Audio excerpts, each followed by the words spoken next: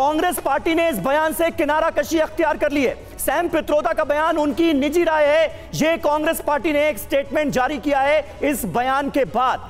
हमारे साथ कपिल श्रीवास्तव भी मौजूद हैं, प्रवक्ता समाजवादी पार्टी के, उनसे भी हम बात करेंगे। लेकिन यह बयान बहुत महत्वपूर्ण है सैम पित्रोदा का। कांग्रेस की तरफ से जवाब सामने आया है। पित्रोदा का बयान कांग्रेस पार्टी का बयान नहीं है, यह जयराम रमेश ने कहा है। पित्रोदा का बयान उनका निजी बयान है। पित्रोदा के बयान से कांग्रेस ने किनारा कर लिया है और कहा है कि हर व्यक्ति को विचार रखने का अधिकार है।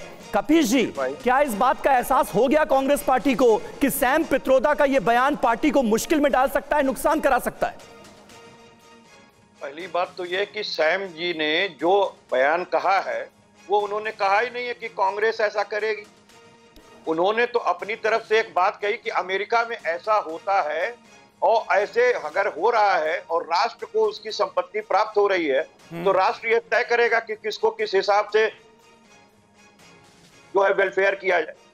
ये उन्होंने एक बात रखी थी जिसको आप कैच कर रहे हैं। तो कौन? प्रधानमंत्री जी। आप प्रधानमंत्री जी के बयान को देखिए कि कितना विभाजनकारी है, कितना संविधान के पंथ निरपेक्षता को चोट पहचाने वाला है, किस तरीके से एक विशेष धर्म के ऊपर जो है हमला किया जा रहा है। और ये नहीं बताया जा रहा है कि संकल्प पत्र के आपके 2014 और 2019 के वायदों का क्या हुआ। हम तो ये पूछ रहे हैं, क्या ये हकीकत नहीं है कि 16 लाख करोड़ रुपए आपने जो चुनिंदा उद्योगपतियों के माफ कर दिए और वहीं आपने किसानों के 2 लाख करोड़ रुपए माफ नहीं किए? ये डिस्पैरिटी है कि नहीं है कि अमीरों को और अमीर बनाएंगे और गरीबों को और गरीब बनाएंगे? आप मुझे बता दीजिए कि भारत के अंदर 70 करोड़ लोगों के पास जितना रुपया है उतना इस देश के 28 पूंजीपतियों के पास है। क्या ये गलत है? क्या जो भी सर्वे आए हैं, विश्व स्तरीय सर्वे हैं, उसमें डिस्पैरिटी इनके शासनकाल में बढ़ी है, अमीर और गरीब की खाई बढ़ी है? क्या ये गलत है? क्या डिस्ट्रीब्यूशन इस तरीके से नहीं होना चाहिए कि विश्व गुरु आपको बनाना है तो प्रत्येक तबके को आपको आगे लेकर के जाना पड़ेगा?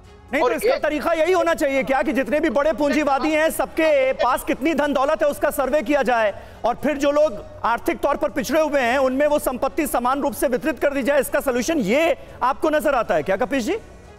अमीर भाई, सबसे पहली बात ये है कि मैं आपको कह रहा हूं कि एक के हाथ में शिक्षा और दूसरे के हाथ में भिक्षा थमाने वाली जो इनकी पॉलिटिक्स है उससे देश विश्व गुरु नहीं बनेगा।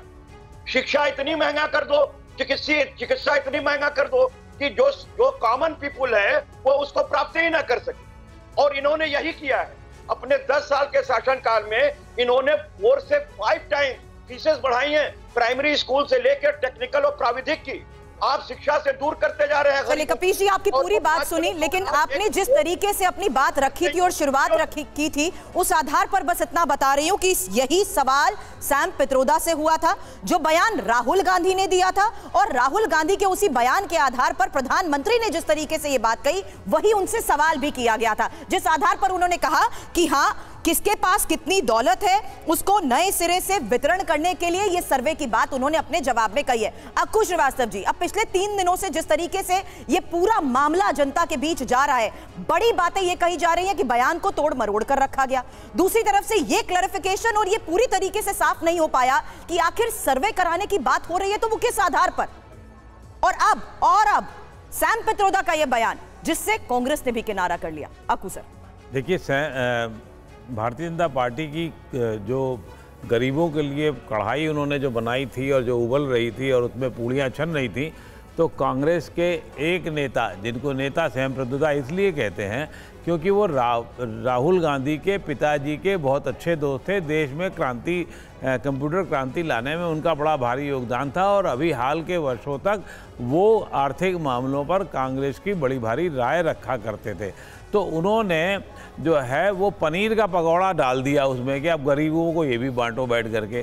तो वो ये भूल गए कि कढ़ाई किसकी? कढ़ाई तो भारतीय जनता पार्टी की है, कांग्रेस की कढ़ाई नहीं थी वो। तो वो भारतीय जनता पार्टी की तरफ से उन्होंने काम कर दिया। कांग्रेस के साथ दुर्भाग्य यही रहा है कि जब तब कभी जयराम रमेश, कभी कोई इस तरीके के बयान दे करके और उस पर भारतीय जनता पार्टी का एक तरीके से सीधा सीधा सपोर्ट कर लेते हैं और उनके लिए वह बल्ले बल्ले कर देते हैं। तो यहाँ पर यही हुआ है। ये बात दूसरी है कि इस बयान का कोई बहुत ज़्यादा मतलब नहीं होगा, क्योंकि जब तक सरकार इसको ओन नहीं करेगी, कांग्रेस तो वैसे ही भड़क गई, उसको तो लग गया कि अब की दुकान मुश्किल हो जाएगी, उसमें आना लोग मुश्किल हो जाएंगे। तो उसने कहा ना नहीं ये तो इनकी निजी राय है। तो निजी राय है तो फिर उसको पहले से ही उनको कम से कम इतने तो सतर्क किए ही जा सकते थे। और चीज कांग्रेस के भारी भरकम नेता हैं, वो कौन नहीं उनको जानता है। तो ये कांग्रेस के साथ दुर्भाग्य रहा है कि चाहे वो बड़े से लेके छोटे नेता तक कोई ना कोई भारतीय जनता पार्टी या एनडीए के लिए सपोर्ट में ये इनके इन प्रकार आ जाता है और फिर वो उसमें फंस जाता है। बिल्कुल सही बात है। और सैम पित्रोदा ने जो बयान दिया है उसके वक्त पर अगर आप गौर कीजिए तो कई तरह के सवाल खड़े होते हैं। प्रधानमंत्री नरेंद्र मोदी आजकल जिस तरह से इस मुद्दे को अपनी रैलियों में उछाल रहे हैं, उसके बाद सैम पित्रोदा का ये बयान, लेकिन अपने बयान पर सैम पित्रोदा ने भी सफाई दे दी है।